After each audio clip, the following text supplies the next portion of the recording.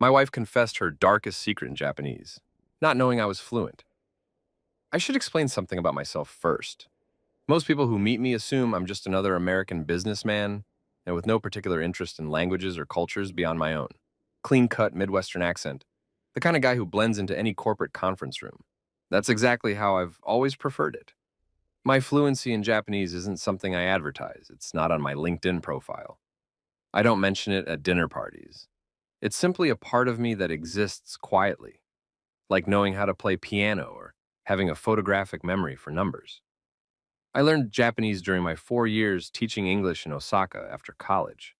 What started as a survival necessity became a passion, then a skill set I maintained through years of reading, watching films, and occasional business trips to Tokyo. By the time I met Aiki, my Japanese was native level fluent, but I never told her the full extent of it.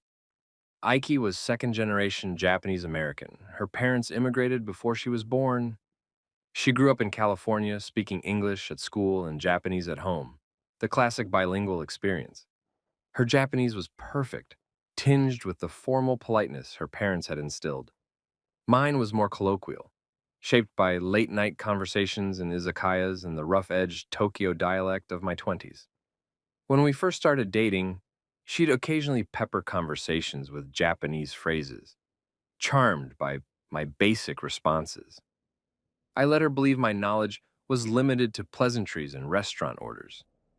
It wasn't deception exactly, more like keeping a card in my back pocket.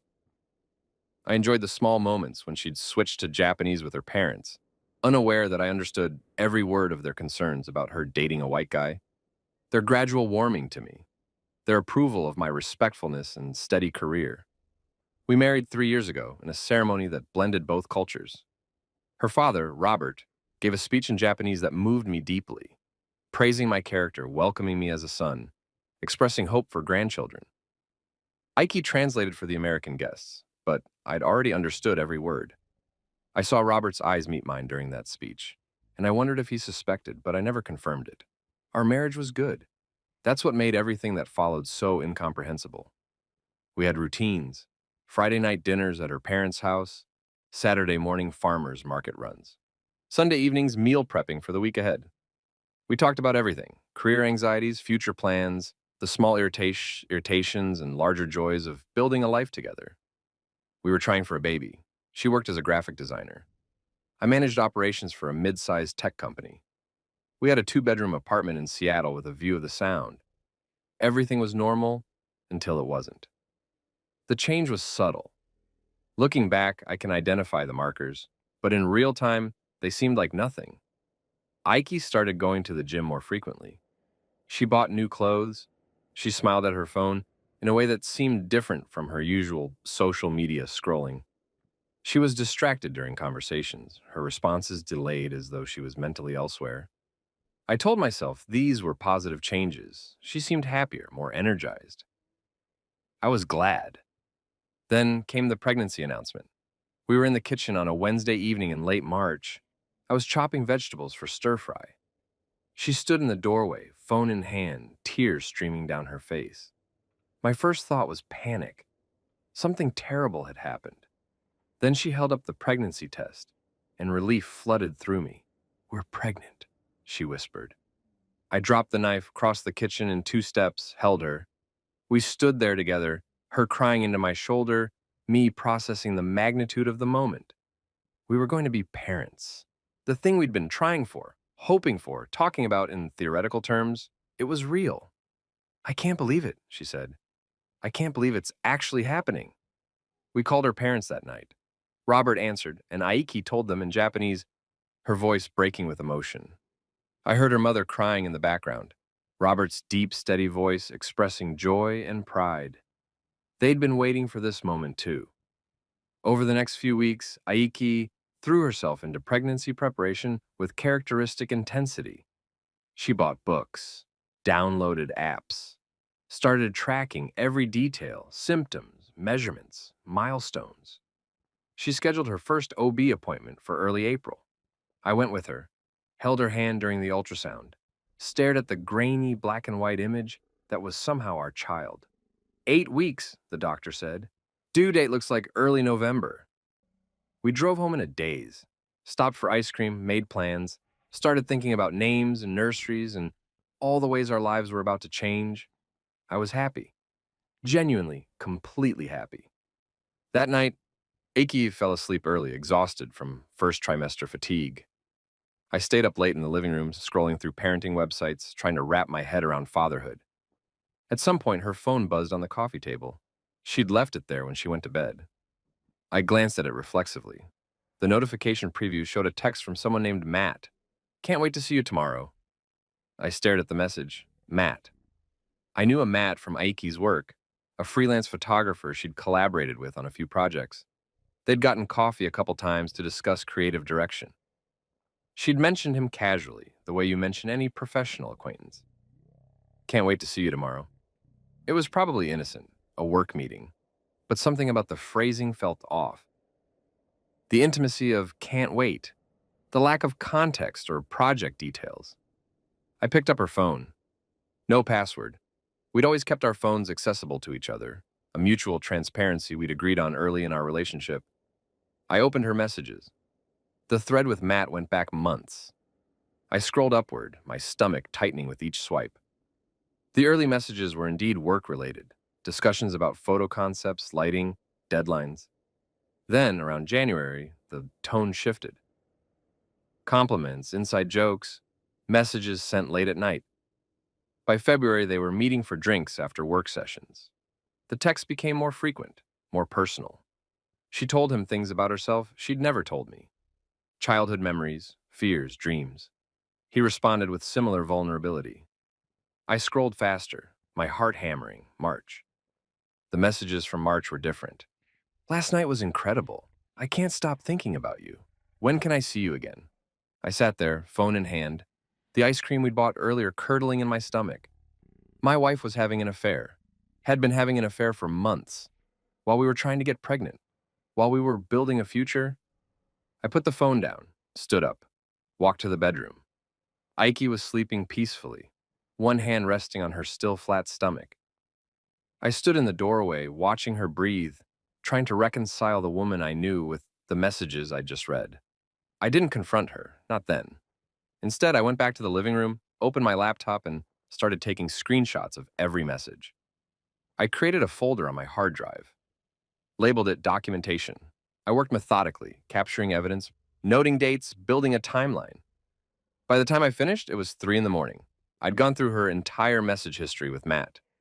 The affair had started in mid-January. They'd met at a coffee shop to discuss a project. One meeting became 2, then 3. By late January, they were texting daily. By February, they were sleeping together. The messages were explicit in ways that made me feel physically ill. But I saved them all. I needed to understand the full scope of what I was dealing with. Then I opened her calendar. She had an appointment the next day at 1 p.m. labeled Lunch Matt. The location was a restaurant downtown, the same place we'd gone for our anniversary. I closed the laptop, sat in the darkness, tried to process what I'd learned. My wife was having an affair with a photographer named Matt. They'd been sleeping together for months. She was pregnant with what I'd assumed was our child. That last thought hit me like cold water. The baby, the pregnancy we just celebrated, the ultrasound image that showed an 8-week-old fetus.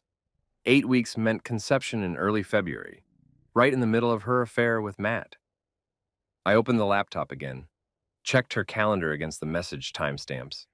In early February, Matt had been out of town for a week-long shoot. The messages between them during that time were full of longing and anticipation. Only 3 more days until I see you. I miss you so much. He'd returned on February 8th. They'd met that same night. The messages afterward were explicit about what had happened. February 8th. I pulled up a fertility calculator. If Aiki had conceived on or around February 8th, she'd be 8 weeks pregnant now, in early April. The math aligned perfectly. I sat there in the dark living room, the glow of the laptop screen illuminating my face, and felt something inside me go very still and very cold. The baby might not be mine.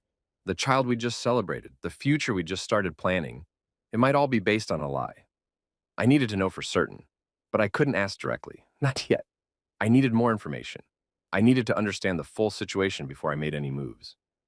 The next day, I went to work as usual, acted normal, kissed Ike goodbye before she left for her lunch with Matt. I told her I had back-to-back meetings all afternoon. She smiled, touched my face, told me she loved me. I watched her leave. Then I called in sick to work, got in my car, and drove downtown. I found a coffee shop across the street from the restaurant where Ike and Matt were meeting. Positioned myself at a window seat with a clear view of the entrance. At 12:55, Matt arrived. Late 20s, athletic build, the kind of deliberately casual style that suggested he spent significant time curating his appearance. He waited outside the restaurant, checking his phone. At 1:02, Ike arrived. I watched her approach him, watched the way her face lit up, watched them embrace. Not a professional hug, but something longer, more intimate. His hand lingered on her lower back. She touched his chest briefly before pulling away. They went inside. I couldn't see them through the restaurant windows, but I didn't need to. I'd seen enough. I drove back home, let myself into our apartment, stood in the silence of our living room, looking at all the small markers of our shared life. Photos on the wall, books on shelves, the couch we'd picked out together. Everything looked the same as it had that morning, but nothing was the same. I went to my office, sat at my desk, opened a new document, and started making notes. Dates, times, evidence collected, questions that needed answers. I worked with mechanical precision, channeling everything I felt into organized documentation. The most pressing question was paternity. I needed to know if the baby was mine. But standard paternity testing required a sample from the child, which meant waiting until after birth. There was prenatal paternity testing. A blood draw from the mother could provide fetal DNA, but it required the mother's consent and cooperation. Ike would never consent to a paternity test unless I revealed my suspicions. And revealing my suspicions meant confronting her before I was ready, before I had all the information I needed, before I decided how to handle this. I researched alternatives. There were at-home paternity test kits, but again, they required a sample from the child. There were legal options, court-ordered testing, but that required filing paperwork, making accusations, starting a process I wasn't ready to begin. I needed to wait. The realization settled over me like a heavy blanket. I needed to maintain normalcy, gather evidence, and wait until after the birth to confirm paternity. 7 months. I had to keep this secret for 7 months, while watching my wife carry a child that might not be mine. The logistics of that deception felt overwhelming, but the alternative, confronting her now with incomplete information, felt worse. I heard Ike's key in the door, quickly closed my laptop. When she came into the office, I was sorting through papers, looking busy. "How was lunch?" I asked. "Good," she said. "Matt's starting a new project. He wanted to run some ideas by me." "That's nice." She stood in the doorway studying me. "You okay? You look tired." "Just a long day. Work stuff." She came closer, wrapped her arms around me from behind. I felt her chin rest on my shoulder, her hand settle on my chest. "We're going to be parents," she whispered. "Can you believe it?" "No," I said. "I can't." Over the following weeks, I perfected the art of duplicity. I went to prenatal appointments. I listened to heartbeats. I felt kicks. I discussed baby names and nursery colors. I held Aiki when she cried about morning sickness, rubbed her feet when they swelled, assembled the crib we'd ordered online. All while documenting everything. All while gathering evidence. All while preparing for the moment when I'd have to dismantle the life we'd built. I hired a private investigator in mid-April. His name was Dennis, mid-50s, former police detective, the kind of understated professional who inspired confidence without needing to advertise competence. We met in his office, a small space above a dry cleaner in a part of town I'd never had reason to visit. I laid out everything I knew, showed him the screenshots, explained the timeline, asked him to confirm the affair and document it thoroughly. "You want surveillance?" he asked. "Whatever you think is necessary." "And you're sure about this?" "Sometimes people come to me hoping I'll prove them wrong." "I've already proven it to myself," I said. "I just need someone else to verify it." Dennis worked for 3 weeks. His reports arrived via encrypted email, photos, timestamps, location logs. Ike and Matt met twice a week on average, sometimes for coffee, sometimes at his apartment. The photos were clinical in their detail. Ike entering Matt's building at 2 p.m., leaving at 5 p.m. both of them clearly visible, clearly identifiable. Dennis also pulled Matt's background. 32 years old, freelance photographer, decent portfolio, no criminal record, single as far as anyone could tell. He seemed like a normal guy living a normal life, with no apparent awareness that he was sleeping with a married woman whose husband was building a legal case against both of them. In early May, I consulted with a divorce attorney. Her name was Patricia Chen, sharp, pragmatic, the kind of lawyer who dealt in facts rather than sympathy. We met in her downtown office, and I presented my documentation. "This is thorough," she said, paging through my evidence folder. "You've been meticulous. I'm in operations management. Thoroughness is my job." "Good, it'll help. Washington is a no-fault divorce state, which means the affair itself doesn't affect the legal outcome. But it matters for custody, property division, and spousal support, especially if you can prove she's been using marital assets to support this relationship. I've tracked credit card statements. She's spent approximately $3,000 on dinners, hotels, and gifts since January." Patricia nodded. "That helps. Now, the paternity question. You're sure you want to wait until after the birth? Can I test earlier? Prenatal paternity testing is possible, but it requires her cooperation. If she refuses, you'd need a court order, which means revealing your hand. My advice, wait until after the birth. Request testing immediately. If you're not the father, it changes everything. Your financial obligations, custody considerations, the timeline for filing, and if I am the father, then you proceed with a standard divorce and custody arrangement. Either way, you have options." I left Patricia's office with a plan. Wait until the birth, request paternity testing. Once results confirmed whether I was the biological father, proceed accordingly. In the meantime, maintain normalcy, continue documenting, and prepare for multiple scenarios. It felt cold, clinical. But that clinical precision was the only thing keeping me functional. Ike's pregnancy progressed normally. She glowed. That's what everyone said. She was glowing. Her mother came over frequently, bringing Japanese home remedies and traditional pregnancy advice. Her father called weekly to check in, his deep voice full of anticipation and pride. I attended every family dinner, every celebration. I smiled and nodded and played the role of excited father-to-be while internally counting down the days until I could stop performing. The strain of maintaining this facade began showing in small ways. I lost weight. My coworkers commented on it, concerned. I blamed stress at work, upcoming deadlines, the normal anxieties of impending fatherhood. They accepted these explanations because they had no reason not to. Sleep became difficult. I'd lie awake at night, Aiki, sleeping beside me, her hand sometimes resting on her growing belly. I'd stare at the ceiling and think about the child inside her. Was it mine? Was it Matt's? What would I do if the paternity test came back negative? What would I do if it came back positive? Both scenarios felt impossible. Both scenarios required me to make choices I wasn't ready to make. During one particularly difficult night in late May, I got up and went to the living room, opened my laptop, looked through all the evidence I'd collected. Screenshots, surveillance photos, credit card statements, Dennis's reports, hundreds of documents, thousands of pieces of information, all pointing to the same conclusion. My wife had betrayed me thoroughly and was carrying another man's child. I created a new folder, labeled it Emotional Impact, started writing down everything I was feeling. The anger, the grief, the sense of profound betrayal, the fear about the future, the shame of being deceived, the rage at having to perform normalcy while my life crumbled internally. Writing helped. It gave structure to the chaos. It made the emotions manageable, containable. I wrote for 2 hours that night, pouring everything onto the screen. When I finished, I felt lighter. Not happy, not resolved, but lighter. I saved the document, added it to my evidence folder, closed the laptop. This became a pattern. Late-night writing sessions when sleep wouldn't come. Documenting not just the facts of Ike's betrayal, but the emotional toll it took. Creating a record of my internal experience alongside the external evidence. In some strange way, those documents felt like the most important part of my preparation. The screenshots and surveillance photos proved what Ike had done. But the emotional documentation proved what it had cost me, and that mattered.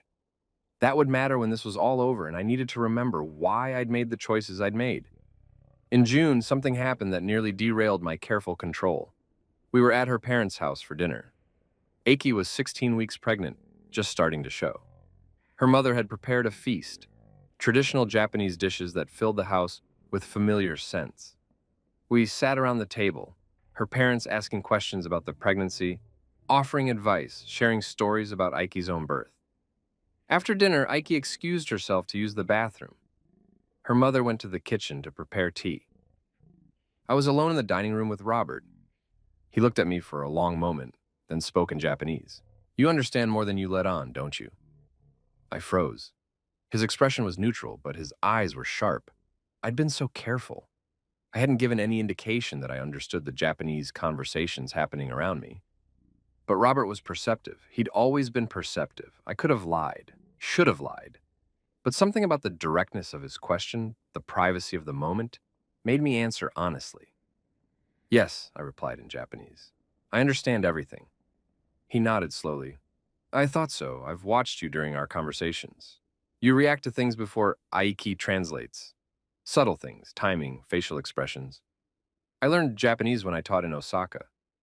I never corrected anyone's assumptions about how much I understood. Why not? I don't know.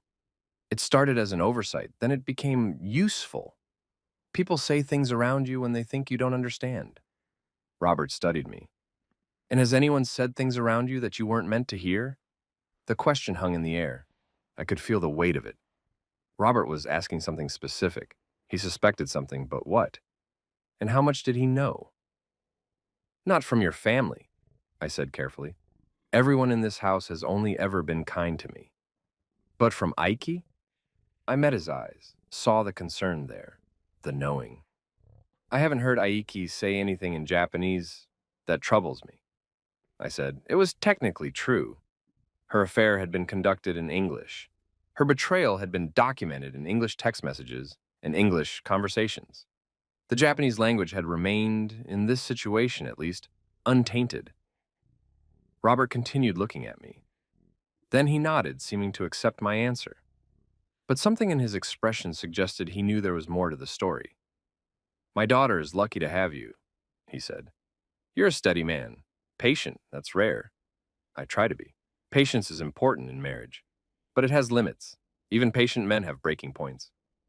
I didn't know how to respond to that. Before I could formulate an answer, Aiki returned from the bathroom, and the moment passed. But I thought about Robert's words constantly, over the following weeks. He knew something. Not the specifics, perhaps, but he sensed trouble.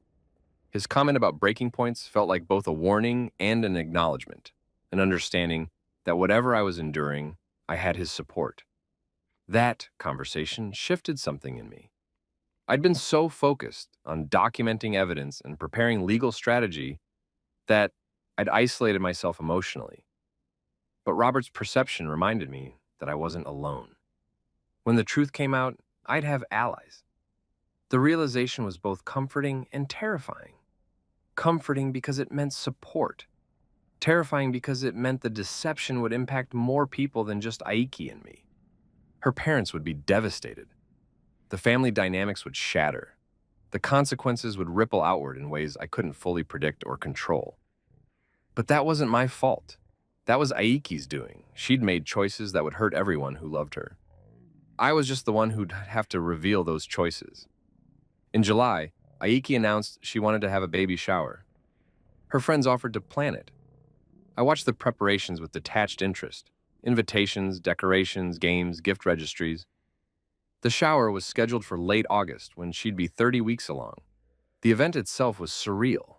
Aiki's friends filled our apartment, cooing over her belly, asking me questions about fatherhood, offering advice and congratulations.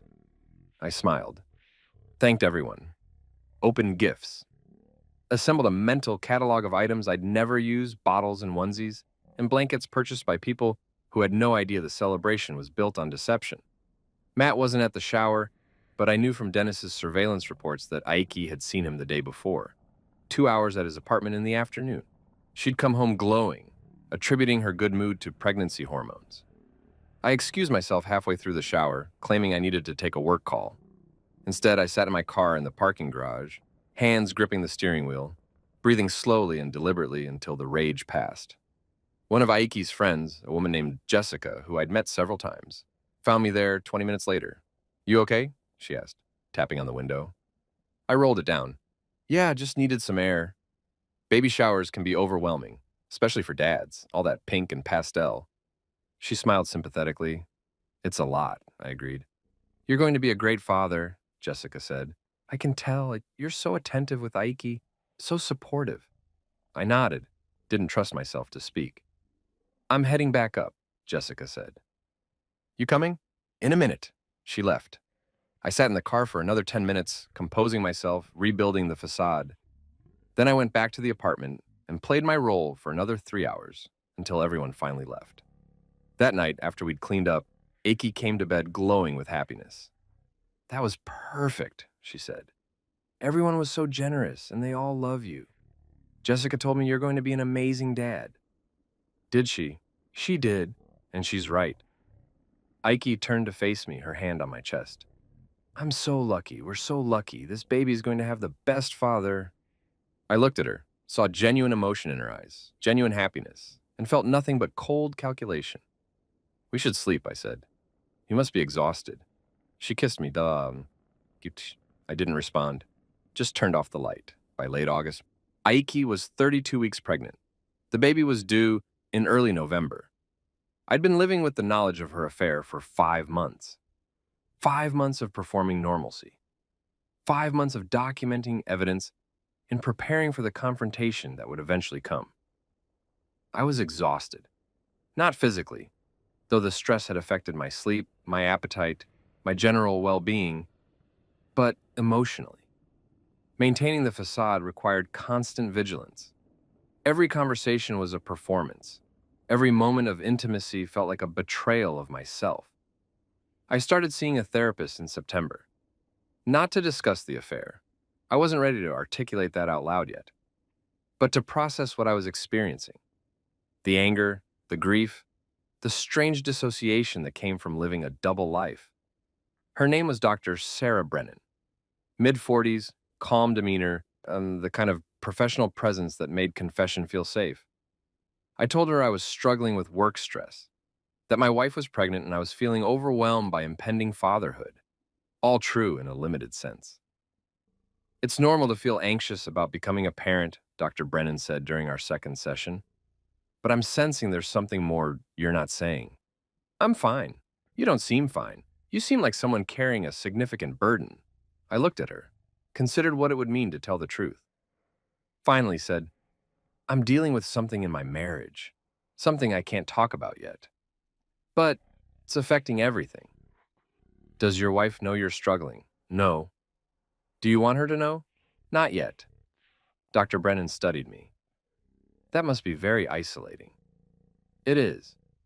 Whatever you're dealing with, I hope you know it's okay to ask for support. You don't have to handle everything alone." I nodded, but the truth was I did have to handle this alone, at least for now, at least until the baby was born and I could confirm paternity and move forward with whatever came next.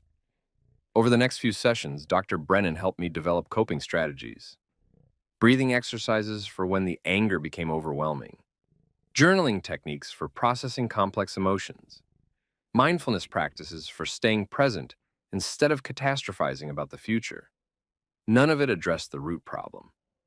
But it helped me function, helped me maintain the performance, and that was all I needed. In mid-October, 3 weeks before Aiki's due date, something happened that changed everything. We were at dinner at her parents' house. Aiki was 37 weeks pregnant, uncomfortable, and tired. After we ate, she went to lie down in her childhood bedroom. I stayed at the table with Robert and Aiki's mother, Keiko. Keiko was washing dishes. Robert was reading the newspaper. I was scrolling through my phone when I heard Aiki's voice from the bedroom, speaking in Japanese on the phone. She thought she had privacy. The bedroom door was closed. Her parents were in other parts of the house. She didn't know that I was sitting at the dining table, perfectly positioned to hear her through the thin walls. She was talking to Matt. "I can't wait to see you," she said in Japanese. After the baby comes, everything will be easier. We can figure out a way to be together. My blood went cold. I set down my phone, listening intently. I know it's complicated, Aiki continued, but I love you. I want to be with you. This baby, she paused. This baby is yours, Matt. I'm certain. The timing, everything. I know it's yours. I sat very still. Robert lowered his newspaper, looking at me. He'd heard her too. Of course he had. He spoke Japanese. He understood every word his daughter was saying. Our eyes met. I saw shock, then anger, then something like devastation cross his face. Aiki kept talking. My husband doesn't suspect anything. He thinks the baby is his. After it's born, we'll do a paternity test. I'll tell him I want it for medical records or something. Once we have proof, I can file for divorce. Then we can be together properly. She laughed at something Matt said. Yes, I know it sounds like a movie, but it's going to work. Just a few more weeks, then everything changes. She hung up. A moment later, she came out of the bedroom, smiling, oblivious to what had just transpired. She stopped when she saw our faces. Robert's expression had shuddered into something cold and hard. Keiko had stopped washing dishes, a plate suspended in her hands, tears streaming down her face. What? Aiki said. What's wrong? I stood up, walked past her, left the house without saying a word. I drove for 2 hours, just drove, no destination, processing what I'd heard. Aiki had confirmed it herself. The baby was Matt's. She'd been planning to use a paternity test to justify divorcing me. She'd been orchestrating my humiliation, assuming I was too oblivious to suspect, too trusting to question. And she'd done it in Japanese, the language that connected her to her heritage, to her parents, to the cultural identity she valued so deeply. She'd weaponized it, used it as a shield, believing it gave her privacy when it actually gave me complete transparency. The irony was almost funny, almost. My phone rang repeatedly. Aiki, her mother, Robert. I ignored all of them. Finally, at midnight, I went home. Aiki was sitting on the couch, her face blotchy from crying. She stood when I entered. I need to explain. Don't, I said. Not tonight. You heard me. On the phone. You understood. Yes. You speak Japanese. You've always understood. Yes. She sank back onto the couch. How long? I taught in Osaka for 4 years after college. I've been fluent for over a decade. And you never told me? The absurdity of her indignation almost made me laugh. She was offended that I'd kept a secret while she'd been conducting a months-long affair. We're not discussing my language skills right now, I said. We're discussing your relationship with Matt. We're discussing the fact that you've been planning to divorce me using a baby you know isn't mine. She started crying. I didn't mean for this to happen. I don't care what you meant. I care what you did. Are you going to leave me? I don't know yet. That was a lie. I knew exactly what I was going to do. But I wasn't going to tell her my plans. Not until the baby was born and I had proof. Not until I was ready. I went to the guest room, locked the door, lay awake until dawn, listening to Aiki cry in the next room, feeling nothing. The next morning, Robert called. We need to talk, he said in Japanese. Can you come over? I met him at a coffee shop near his house. He was already there when I arrived. 2 cups of coffee on the table. He looked like he'd aged 10 years overnight. I owe you an apology, he said, still speaking Japanese. I should have seen what was happening. I should have protected you from this. This isn't your fault, Robert. She's my daughter. Her behavior reflects on me, on how I raised her. You raised her well. She made her own choices. Those choices don't reflect on you. Robert looked down at his coffee. Keiko cried all night. She's devastated. She had no idea. I had suspicions, but I didn't want to believe them. I convinced myself I was being paranoid. You weren't paranoid. What are you going to do? I'm going to wait for the baby to be born. I'm going to request a paternity test. And then I'm going to make decisions based on the results. And if the baby isn't yours, then I'm going to file for divorce and move on with my life. You're a good man, Robert said. Better than my daughter deserves. I want you to know that whatever happens, Keiko and I, we're on your side. You're our son. That doesn't change. His words broke something loose in my chest. I'd been holding everything so tightly, maintaining such rigid control that I'd forgotten what genuine support felt like. Thank you, I managed. Have you told anyone else? Friends? Family? I hired a private investigator, and I've consulted with a divorce attorney. But no, I haven't told friends or family. I didn't want to make this real until I had confirmation. That's wise. But you shouldn't go through this alone. When the time comes, when you're ready to move forward, you tell us what you need: money, a place to stay, legal support, whatever it is. I appreciate that. We sat in silence for a while. Then Robert said, I confronted Aiki this morning. After you left last night, I told her I heard everything, that you heard everything, that we both know what she's been doing. How did she react? Panic? Denial? Then, finally, admission. She confessed the whole thing. The affair started in January. She's been seeing Matt regularly since then. She believes the baby is his based on timing. And yes, she was planning to use a paternity test to justify divorcing you. Did she say why? She claims she fell in love with Matt, that it just happened, that she didn't plan it. All the usual excuses people make when they betray someone. Did she mention me at all? Any remorse? She expressed regret, but honestly, it felt performative, like she was sorry she got caught more than sorry for what she did. I nodded. That tracked with everything I knew about the situation. What did you tell her? I asked. I told her she'd destroyed her marriage through her own choices, that she'd have to live with the consequences, and that she'd damaged her relationship with me and her mother in ways that might never fully heal. How did she take that? She's devastated. But again, I think it's more about her circumstances than genuine remorse. She's pregnant, alone, and facing the reality that the life she thought she'd have is over. Good, I said. The coldness in my own voice surprised me. Robert looked at me carefully. Don't let this make you bitter. I know that's easier said than done, but bitterness will eat you alive. Whatever happens next, you have to find a way to move forward without letting her choices poison your future. I'll try. The next 3 weeks were hell. We lived in the same apartment but barely spoke. Aiki tried multiple times to initiate conversations, to explain, to apologize. I shut her down every time. After the baby is born, I said. We'll talk after the baby is born. She oscillated between desperate apologies and defensive anger. Sometimes she'd cry and beg for forgiveness. Other times, she'd lash out, accusing me of being cold and unforgiving, of ruining everything by keeping my Japanese fluency secret. That last accusation was particularly rich, as though my private language skills were equivalent to her months-long affair. Her parents tried to intervene. Keiko called me multiple times, crying, begging me to forgive her daughter. I was polite but firm. I wasn't discussing this with anyone until I had all the facts. Robert called too. His call was different. I owe you an apology, he said in Japanese. I should have seen what was happening. I should have protected you from this. This isn't your fault. She's my daughter. Her behavior reflects on me, on how I raised her. Robert, you raised her well. She made her own choices. Those choices don't reflect on you. What are you going to do? I'm going to wait for the baby to be born. I'm going to request a paternity test. And then I'm going to make decisions based on the results.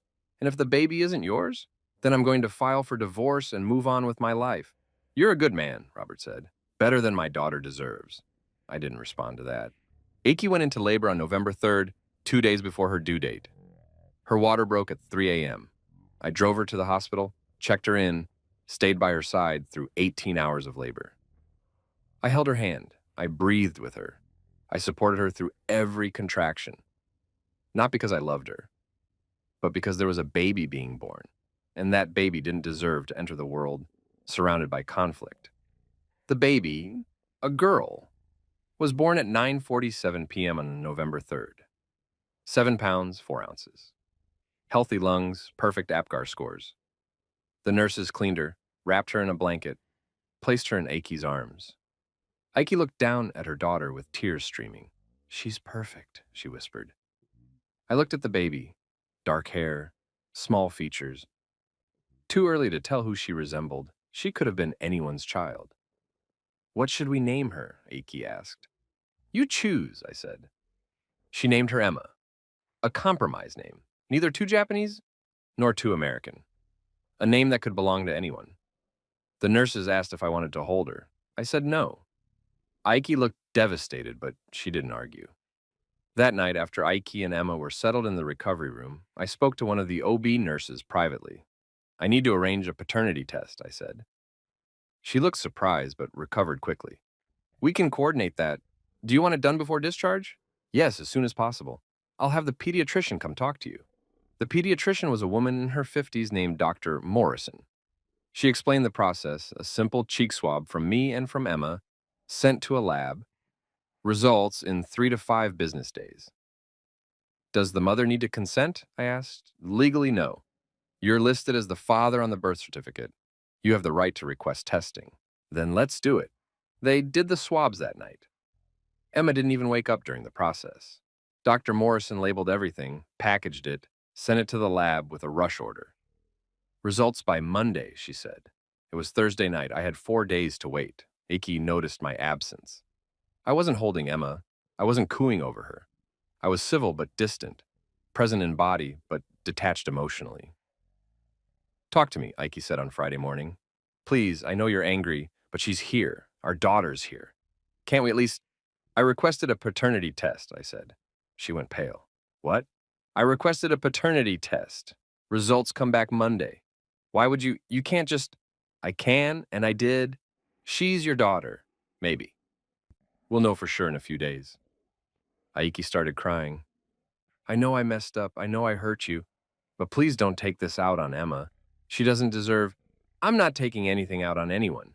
I'm getting facts. Once I have facts, I'll make decisions. We were discharged on Saturday. I drove Aiki and Emma home, helped carry everything inside, set up the bassinet in our bedroom. Then I moved my belongings to the guest room. You're not staying with us? Aiki asked. No. For how long? I don't know yet. Robert came over on Sunday. He held Emma, his face a mixture of joy and anguish. This was his grandchild, but she represented his daughter's betrayal. Have you told Matt? I asked Aiki while Robert was holding Emma. No. Does he know she was born? Yes. I texted him, but I didn't tell him about the test. You should probably give him a heads up that his daughter was born. Aiki flinched.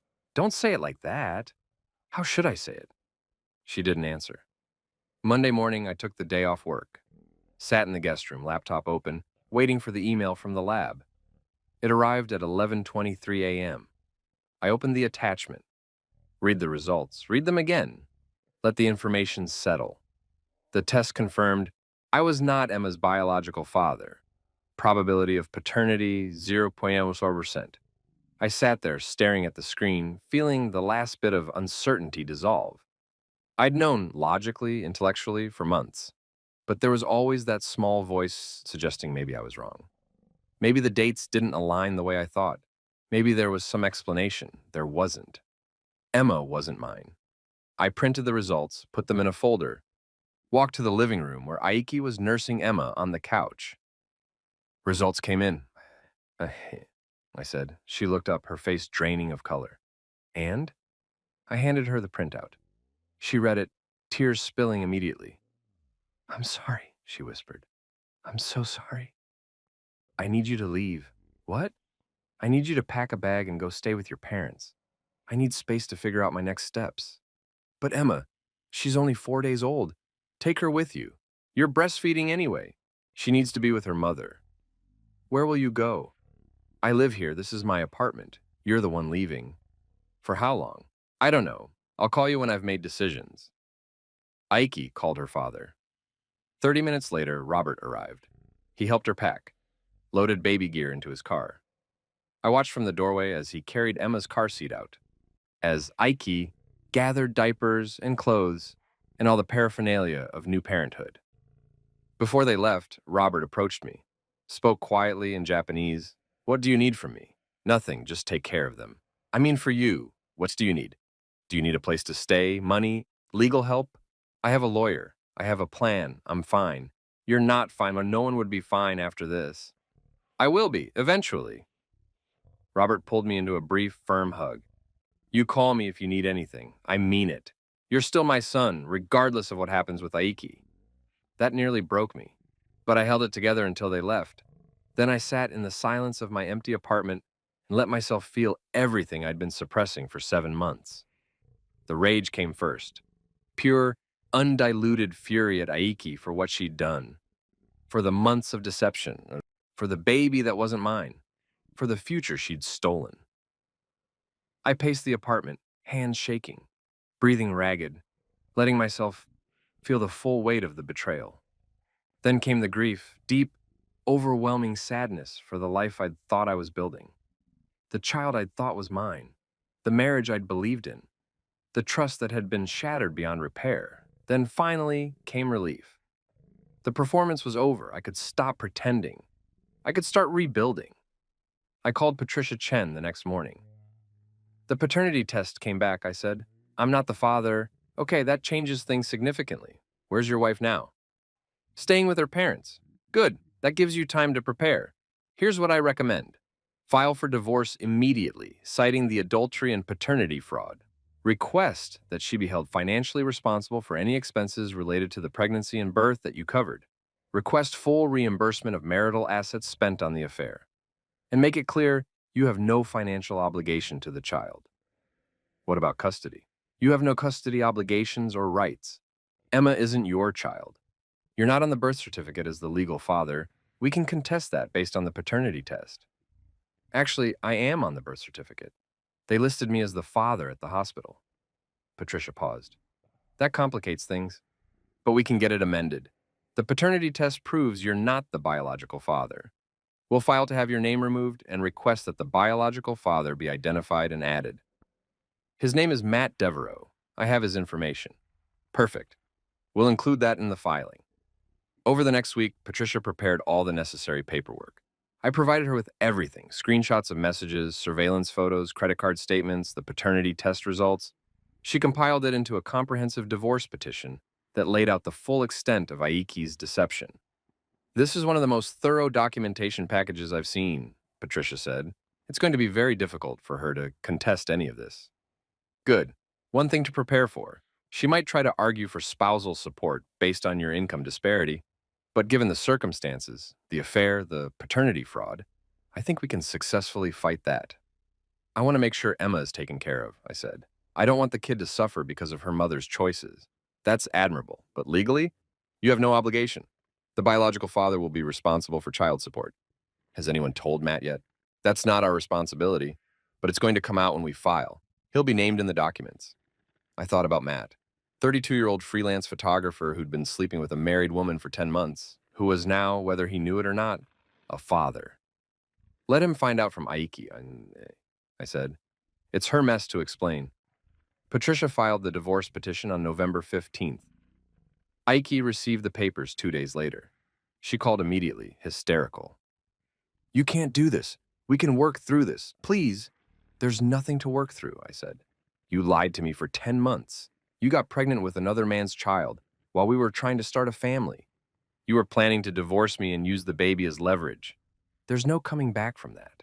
But we're married. We took vows. You violated those vows. Repeatedly. For months. What about Emma? Don't you care about her at all? Emma is not my daughter. She's Matt's daughter. He should be the one you're talking to about her future. Matt doesn't want... She stopped. Matt doesn't want what? Doesn't want to be a father. Doesn't want the responsibility. Then maybe you should have thought about that before sleeping with him. She was crying too hard to respond. I hung up. Robert called later that day. She told me about the divorce papers, he said. I'm sorry it came to this. Don't apologize. You have nothing to apologize for. She made her choices. Now she lives with the consequences. How is she? Devastated. But that's not your problem anymore. And Emma? Healthy, growing. Keiko is helping with the overnight feedings. Aiki is struggling with everything: postpartum hormones, guilt, the reality of single motherhood. But again, not your problem. Has she told Matt? She called him yesterday, told him Emma is his. He didn't believe her at first. She had to send him the paternity test results. He's processing. Is he going to step up? I don't know. He's asking for his own paternity test before he commits to anything. Seems like trust issues run in every direction with this situation. The divorce proceeded quickly. Aiki didn't contest anything. She signed every document Patricia sent. By early December, we had a settlement agreement. I kept the apartment, my retirement accounts, my personal assets.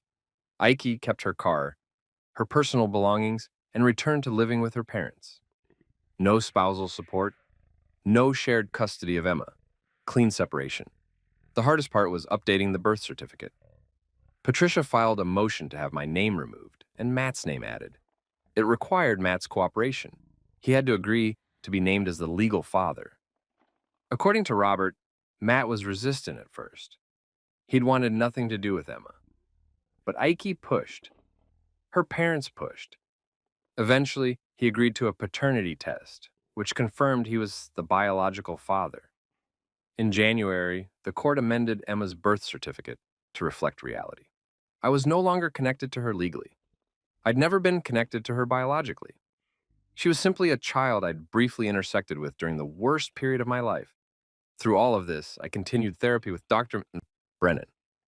Once the divorce was filed, I finally told her everything: the affair, the pregnancy, the deception, the months of performing normalcy while gathering evidence. That's an extraordinary amount of emotional compartmentalization, she said. How are you handling it now that you don't have to maintain the facade? I don't know. Some days I'm fine, other days I feel like I'm drowning. That's normal. You experienced a profound betrayal. You're grieving not just the relationship, but the future you thought you had, the child you thought was yours, the life you'd been building. I don't miss her, I said. Is that wrong? I don't miss Seiki at all. It's not wrong. It's honest. You spent 7 months emotionally detaching from her. By the time you filed for divorce, you'd already processed most of your grief. What you're feeling now is probably relief. She was right. I did feel relief. The performance was over. I could stop pretending. I could start rebuilding. But there's also anger, I admitted. A lot of anger. At her, for obvious reasons, but also at myself. For not seeing it sooner, for being so trusting, for letting myself be deceived. That's also normal. But I want you to be careful about self-blame. Aiki made deliberate choices to hide her affair. She was careful, calculated. The fact that you didn't immediately detect something that was being actively concealed from you doesn't reflect a failure on your part. It feels like a failure. I know, but it isn't. What you did, the documentation, the strategic planning, the emotional control, that shows remarkable strength and intelligence. You protected yourself in an impossible situation. That's not failure. That's survival. Her words helped. Not immediately, but over time. I started to see my actions during those 7 months, not as cold or calculating, but as necessary, as self-preservation in the face of profound betrayal. In February, 3 months after Emma's birth, I ran into Matt at a coffee shop. He was in line ahead of me, ordering something complicated with multiple modifications. He looked exhausted, dark circles under his eyes, wrinkled clothes, the general dishevelment of new parenthood. He recognized me, tensed visibly.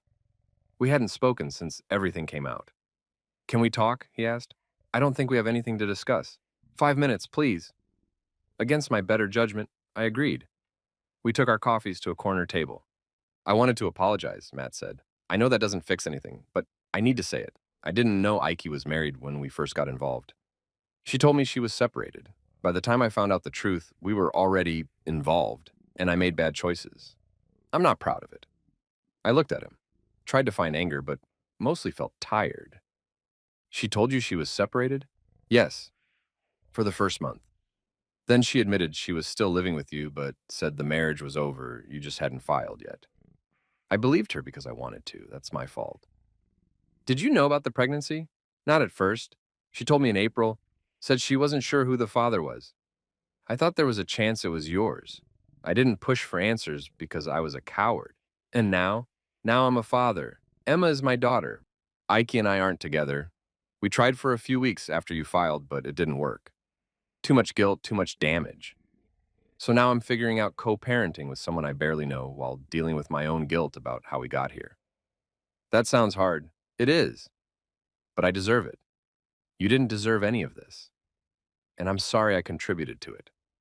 I nodded, took a sip of my coffee. I appreciate the apology. I don't know if I forgive you, but I appreciate it. That's fair. We sat in silence for a moment. Then Matt said, for what it's worth, Aiki talks about you sometimes, with regret. She knows she destroyed something good. It doesn't matter now. No, I guess it doesn't. We finished our coffees, shook hands awkwardly, left the coffee shop separately.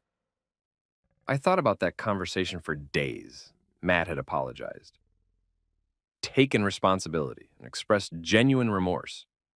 It didn't change what had happened, but it provided a kind of closure I hadn't expected. Something about his willingness to own his mistakes, to articulate his guilt without making excuses, felt important. It didn't absolve him, but it showed self-awareness, growth, the recognition that his choices had consequences beyond himself. I couldn't hate him. I wanted to. Part of me thought I should, but mostly I just felt a kind of exhausted sympathy. He'd been lied to as well. Not to the same extent, but enough. And now he was dealing with the fallout, an unplanned child, a fractured relationship, the guilt of having contributed to someone else's pain. By spring, 6 months after discovering Ike's affair, I was starting to feel like myself again. I'd settled into my apartment, found new routines, started dating casually. Nothing serious, just reminding myself that connection and trust were still possible. I joined a gym, started running again, reconnected with friends I'd neglected during the worst of the situation. Took a weekend trip to Portland, just to get out of Seattle, to remind myself that the world extended beyond the small, painful sphere I'd been living in. Robert and I stayed in touch. We met for lunch monthly, usually at a Japanese restaurant where we could speak Japanese freely. He updated me on Emma. She was growing, hitting milestones, becoming a person. I listened politely but kept emotional distance. She wasn't my daughter. Her life wasn't my concern. Ike asks about you sometimes, Robert said during one of our lunches in March. She shouldn't. I know, I tell her the same. But she struggles with what she did. The guilt is eating her. She made her choices. Yes, and she'll live with them. But I think she hoped, even now, that you might forgive her someday. I don't hate her, I said, but I don't forgive her either. Forgiveness suggests I've processed something and moved past it. I haven't processed it. I've just accepted it and moved forward. There's a difference. Robert nodded. That's fair. More than fair, actually. You're entitled to whatever feelings you have, or don't have. How's Keiko handling everything? She's heartbroken. She loves Ike, but she's ashamed of what Ike did, and she feels like she failed somehow. Like if she'd been a better mother, Ike wouldn't have made these choices. That's not rational. Parental guilt rarely is. I tell her the same thing, but she struggles with it. Tell her I don't blame her, or you. This was Aike's doing, not yours. I will, thank you. In early summer, I started seeing someone, a woman named Lauren I'd met through mutual friends. She was a teacher, divorced, no kids. She knew my history in broad strokes, that I'd recently ended a marriage, that there'd been infidelity. But I didn't go into details until we'd been dating for 2 months. One evening in June, we were at her apartment, making dinner together. She asked about my marriage. I told her everything. The affair, the pregnancy, the months of secret documentation, the paternity test, the divorce. She listened without interrupting. When I finished, she said, "That's one of the most painful stories I've ever heard. It was painful to live through. How are you doing now? Really? Better. Some days are harder than others, but mostly, I'm okay. Do you think you'll ever trust someone again? I'm trusting you. Are you, or are you keeping part of yourself protected?" I thought about that. She was right, I was holding back. Maintaining distance. Still afraid of being vulnerable. I'm trying, I said. I want to trust, but it's hard. I understand. Take your time. I'm not going anywhere. That conversation shifted something. I started letting Lauren in, sharing more, allowing myself to be vulnerable despite the fear. She was patient with my walls. She didn't push when I pulled back. She gave me space when I needed it and stayed present when I was ready to connect. Slowly, carefully, I started to believe that maybe trust was possible again. By fall, a full year after Emma's birth, I felt genuinely happy. The divorce was finalized. I'd rebuilt my life. I had a relationship with someone who valued honesty and communication. I had friends, work, hobbies, a full, complex life that had nothing to do with Aiki or the destruction she'd left behind. I still saw Robert occasionally. He'd become something like a father figure. Ironic, given that our connection existed because I'd married his daughter. But he was a good man, steady, honest, the kind of person I respected. During one of our lunches in October, he told me Aiki was engaged. To Matt? I asked. No, they ended things months ago. She's with someone new, someone she met through work. He knows about Emma, about everything. He's apparently a good guy. I hope it works out for her. Do you mean that? Yes, I don't wish her harm. I just don't wish to be part of her life. That's mature. It's survival. Holding on to anger would only hurt me.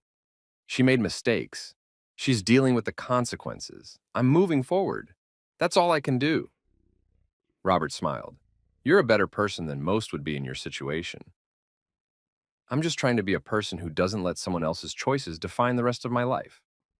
Looking back now, 2 years after discovering Ike's affair, I can see the entire experience with more clarity. The betrayal was real. The pain was real. But so is the healing. So is the growth. I learned things about myself I wouldn't have learned otherwise. I learned I'm capable of strategic thinking under emotional duress. I learned I can compartmentalize when necessary. I learned patience has limits, but so does rage. And I learned that documenting reality doesn't make it less painful, but it does make it manageable.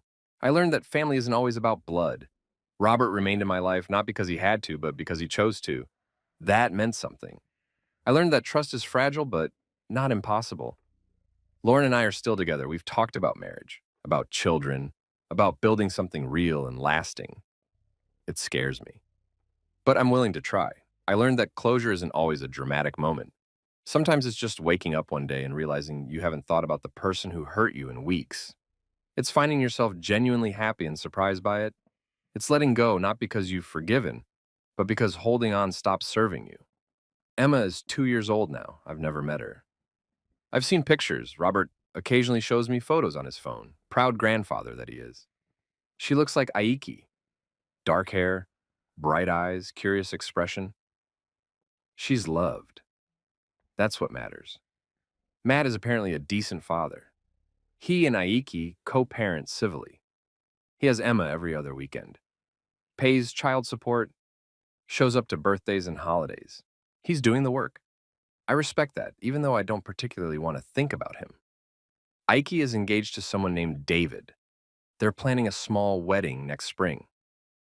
Robert says David is patient and kind, willing to take on the complexities of Aiki's situation.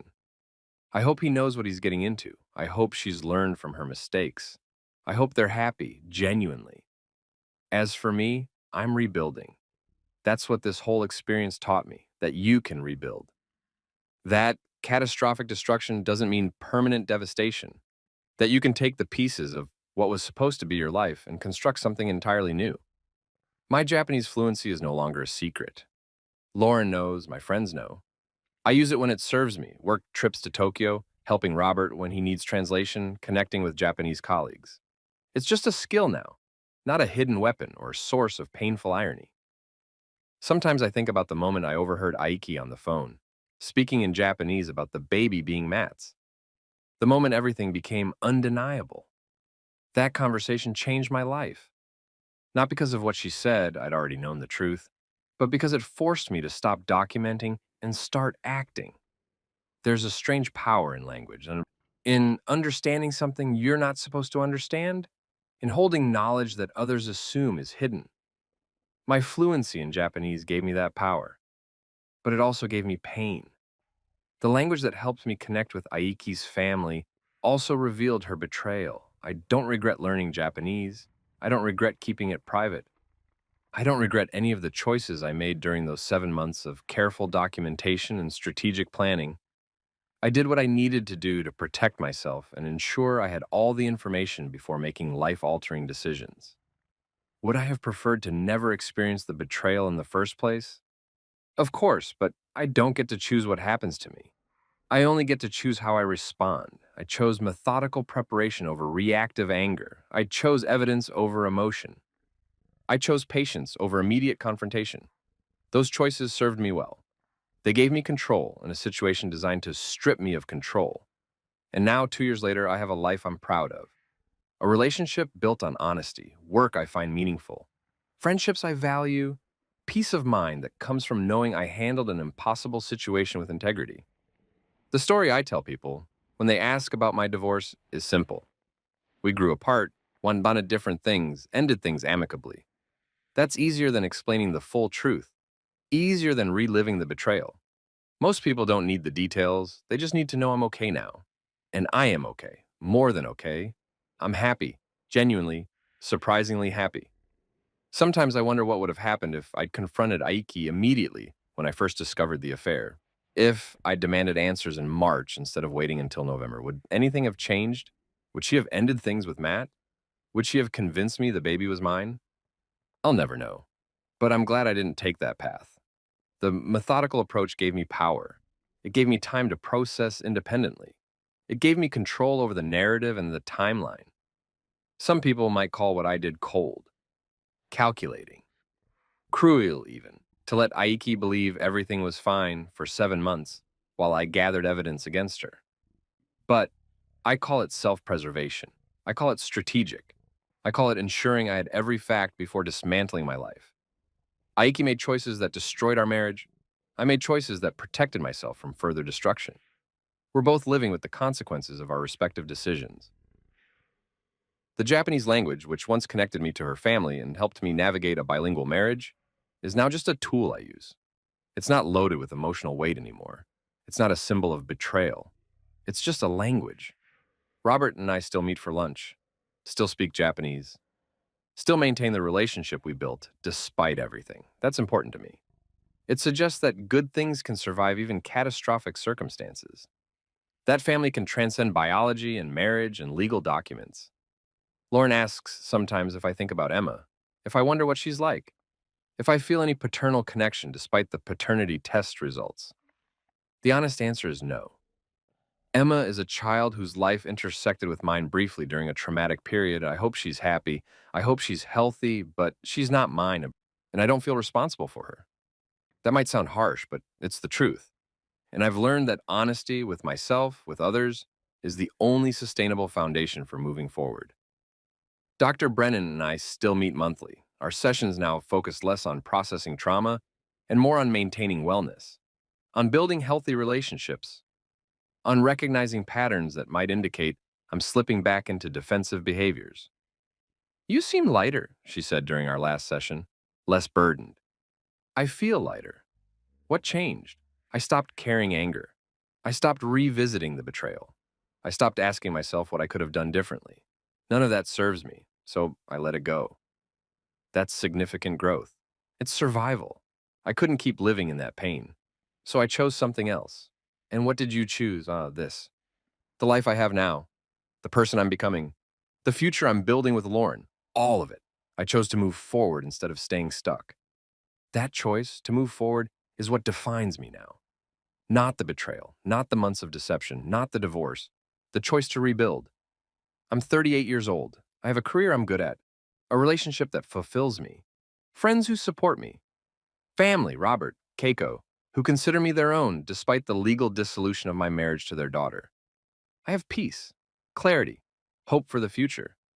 The version of myself who discovered those text messages 2 years ago, who sat in his living room at 3 a.m., documenting evidence, planning legal strategy, steeling himself for months of performance, that version feels distant now, like a character in someone else's story. But he's still part of me. The strategic thinking, the emotional resilience, the ability to function under pressure. Those qualities didn't disappear when the crisis ended. They're integrated now, part of my foundation. Sometimes people ask if I'd ever get married again, if I'd ever have kids. Lauren and I have discussed it. The answer is yes.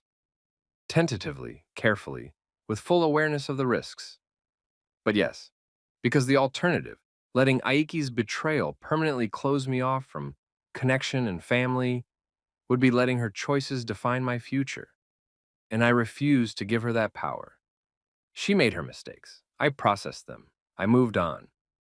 What happens next is entirely my choice. And I choose hope. I choose trust. I choose the possibility of building something beautiful despite having experienced something devastating. That's not naivety. It's not denial. It's deliberate optimism backed by experience and self-knowledge. I know what betrayal looks like. I know how to recognize red flags. I know how to protect myself.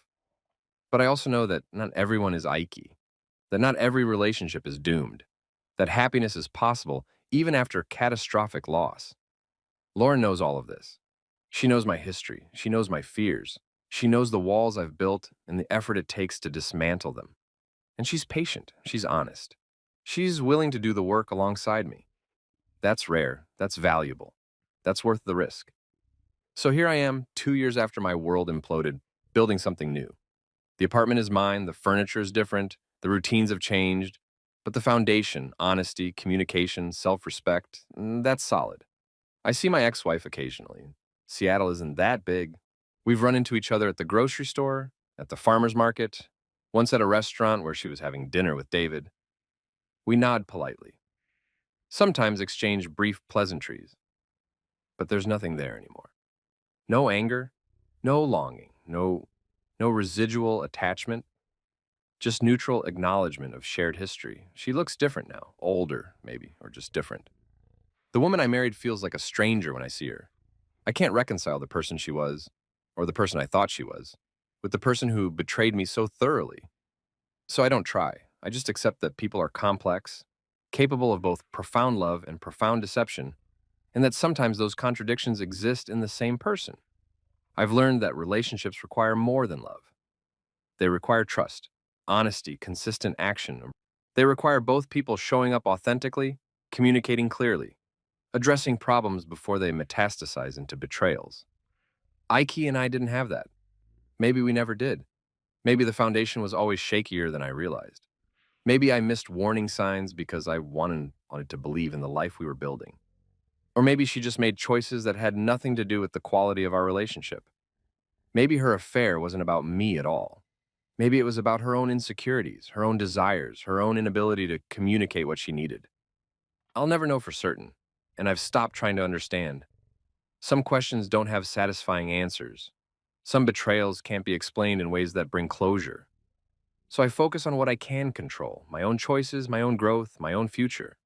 And that future looks bright, genuinely bright. Not despite what happened, but because of how I chose to respond to it. I didn't let betrayal destroy me. I let it refine me. I let it teach me. I let it show me what I'm capable of enduring and overcoming. That's the real story. Not the affair, not the deception, not the months of careful documentation and legal maneuvering. The real story is resilience. It's choosing to rebuild. It's refusing to let someone else's mistakes define the trajectory of your entire life. My wife confessed her darkest secret in Japanese, not knowing I was fluent. That confession didn't destroy me. It liberated me. It gave me information I needed to make informed decisions. It allowed me to reclaim agency in a situation designed to strip me of control. And now, 2 years later, I'm grateful for that linguistic irony. Not because I'm glad she betrayed me, but because I'm glad I had the tools to understand the full scope of her betrayal before making life-altering decisions based on incomplete information. Knowledge is power. Language is power. Self-control is power. I wielded all three during the worst period of my life, and I emerged on the other side stronger, wiser, more resilient. That's the takeaway. That's the lesson. That's what I'd tell anyone going through similar circumstances. Gather your information, maintain your composure, protect yourself, and remember that you have more power than you think in even the most devastating situations. And when it's over, when the dust settles and the legal papers are signed and the shared life is dismantled, choose to rebuild, choose hope, choose the possibility of something better, because that's what I did. And I'm happier now than I've been in years. Not because the betrayal didn't hurt, but because I refused to let that hurt be the final chapter of my story. This is the final chapter, this rebuilding, this new relationship, this peace I've found, this life I'm actively creating instead of passively experiencing. My wife confessed her darkest secret in Japanese, not knowing I was fluent. And in doing so, she freed me to build a life defined by honesty, integrity, and genuine connection. For that, unexpectedly, I'm grateful. Thanks for hanging out with me through this story. It's been cathartic to share it, to put into words the journey from devastation to rebuilding. If you're going through something similar, know that it gets better. Not immediately, not easily. But eventually, with work and time and deliberate choices, it gets better. Take care of yourself. Trust yourself. And remember that the end of one story is just the beginning of another. It's always a good time having you here.